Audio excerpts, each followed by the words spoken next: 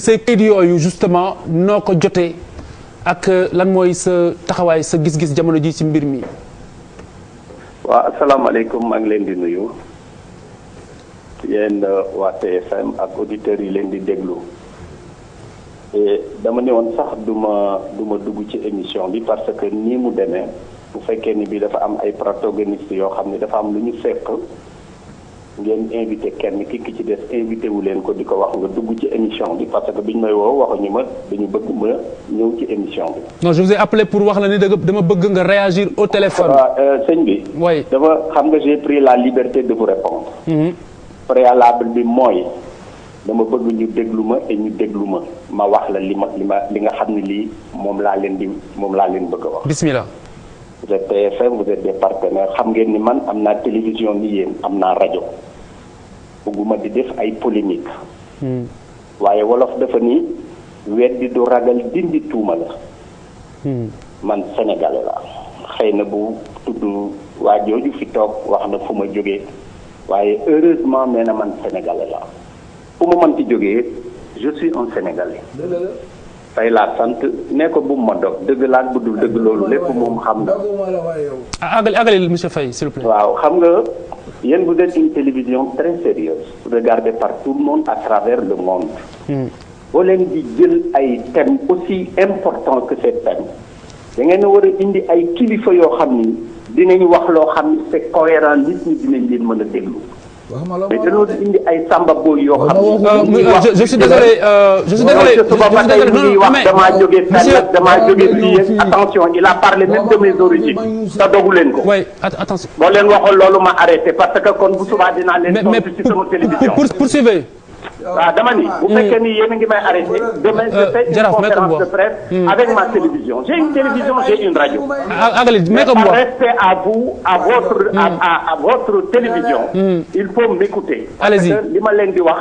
lu nekk mën nga ci teg baaraam. sànq ba léegi mi ngi wax mi ngi jóge fee que nangam te arrêté wu leen ko. allez-y on vous écoute Jaraaf may ko mu wax àggali. kon bu fekkee ni da ngeen di. Jaraaf si dama la ko ñaan rek may ko mu àggali.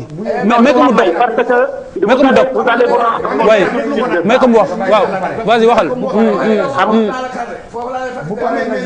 allez monsieur Faye ñu ngi lay déglu. du déglu man du sama interlocuteur yéen laa di waxal. très bien parfait j'écoute. yéen ay dama ni. vous êtes une télévision sérieuse. et ce problème est un problème très sérieux. très très sérieux. te nous sommes dans une république. ñun on est régi par des lois et des règlements. oui. man sénégalais la heureusement comme il le dit. nous sommes dans un état. nga baal ma rek wax wolof s'il vous plaît. waaw dañu nekk ci état de droit. boo xam ne bii dafa am charte réew mi tëdd ci. képp ku fi ne nag ca charte yooyu nga tëgg sa tànk mooy ki jiite réew mi nekk le premier ak ka nga xam ne moo mujj ci sénégalais yi yépp am na ko mujj. lii muy wax ay terrain xam nga ni nit kon bu fekkoon ne woon sax doxandéem la.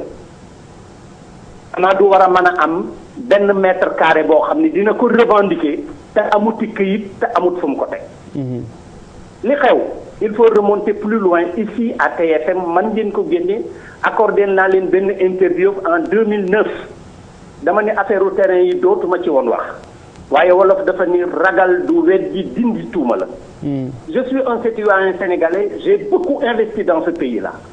neewoo ma kenn koo xam ni dina ñëw téye sama loxo tey jii ni mbàkk yi moo fi def lii wala moo fi def nangam créé naa ay entreprise ay doomu sénégalais ñu ngi ciy liggéey te je l'ai fait à la sueur de mon front. quand l'état bi nga xam ne bii mooy état du Sénégal am ay besoin consulter ay sénégalais dont je fais partie ni leen man am naa projet bëgg naa def un projet te du ma woon man donc dans le foncier bi ma ciy nekk. booba waa joojuy wax da doon relever ay compteur SONES la cité faj digg cité bi Faye et Diagne la tudd man ma tudd Faye keneen ki tudd Diagne luy Yves Diagne bi may lotissé c'est le khalife général des Layènes moo ma jaayoon suuf si kon man bi may tàmbalee di lotissé suuf ça fait plus de 30 ans c'est mon métier je gagne ma vie la ci loola quand l'état am ay besoin nga xam ni opportunité du man maa koy définir politique tamit du man maa koy définir option bi état di bëgg bu nee suba dama bëgg a tabax gaar wala dama bëgg a def train vitesse wala dama bëgg a def aéroport wala dama bëgg a def monument man du maa koy déterminer je suis un Sénégalais bu liggéey am samay xaalis état approché di ma bëgg nañoo def nangam amuñu ay koppar waaye mën nañ laa fayee nangam mutation pay na ñun dinañ la fayee suuf ñaata ngeen soxla ñu ne 12 milliards. ma ni leen mën naa ko loo leen may fayee ñu ni ma dinañ la fayee suuf état moo koy déterminer mi ngi koy déterminer ci prix au mètre carré ils ont déterminé le prix au mètre carré. Ils ont déterminé le prix au mètre carré. Alors nga baal ma leeral kan moo incarné état bi à ce moment-là. Mais l'état c'est un tout. Non, l'état c'est la République mais c'est l'état. L'état amul état ci kaw état. moo ci nekk moo am une administration. Il y a les ministères, il y a les services publics. Quand je parle de l'état mooy l'état du Sénégal. Oui. C'est les ministères, c'est les services de l'état, c'est l'administration d'une manière générale. Quand l'état vous déterminez sa politique nga xam ni l'opportunité bi man maa koy def l'option politique mooy orientation bi fi ñuy awale réew mi ak li réew mi bëgg du man maa koy définir état moo koy définir avec ses services et ses démembrements may opérateur économique. ñun Sénégal fii dinañ yéex a développé gis nga lii bu doon naaru gànnaar wala muy naaru Beyrouth wala muy tubaab kenn du ci wax am na ay naar yu ñu fi daggal usine ñoo ngi leen jox ay 2000 mètres carrés. am na ñu ñu dabal déglu ma rek sëriñ.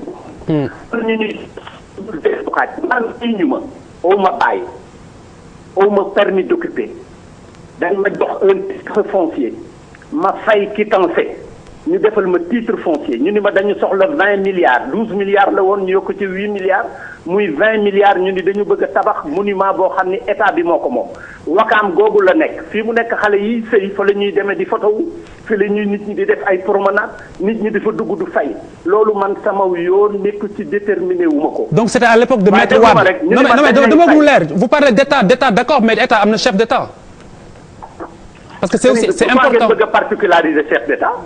Pourquoi ngeen bëgg c'est l'état bon on est bien d'accord mais on me voit bien ce que je veux dire mais continuez. dama ni xawlal yéen dama ni bu ay intellectuel ngeen xam ngeen li ma leen di wax dañuy wax wolof mais xam ngeen lan mooy la notion de l'état. Bien sûr. Et c'est lui qui incarne l'état et ses démembrements et ses services et son administration d'une manière générale. Faut pas personnaliser le débat. li ma la wax waxi wolof la lu je contextualise monsieur Faye je contextualise. Voilà. Alors quand l'état s'est rapproché de moi. am na ñoo xam ne li leen état bi waroon a jox moo ëpp loolu. du ma tudd ay tur ñoo ngi dégg émission bi xam nañ ko ay homme d'affaires lañu. ba ñu xamee loolu jaralu leen man ma def samay calcul mu jaral ma. état fay ma ñu tuddee ko dation en paiement 20 milliards bu ñu ko xoolee ci barème mu état normalement 500 hectares sax lañ ma war a fay. parce que barème bi mi ngi woon ci 4400 francs moi ils m'ont vendu à 40 et quelques mille francs le mètre carré foo xam ne fii ba ma fa doon dugg ñi may àndal dañ ma ne yaa ngi sànni sa xaalis ndaxte fii bala nga ko viabiliser bala nga ko defar di nga lu dul jeex du xaaj.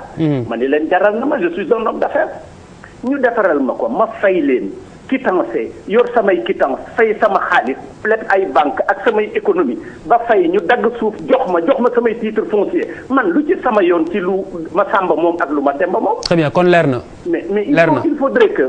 ñu def la part des choses.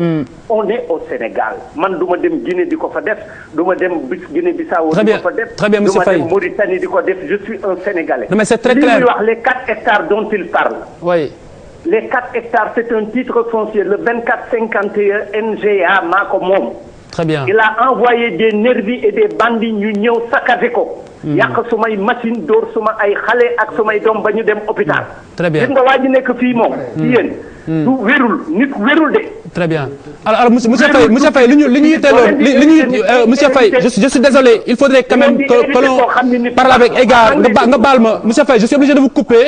mais nga baal ma je pense que l'essentiel moo doon si yenn anam nga amee suuf si on est d'accord.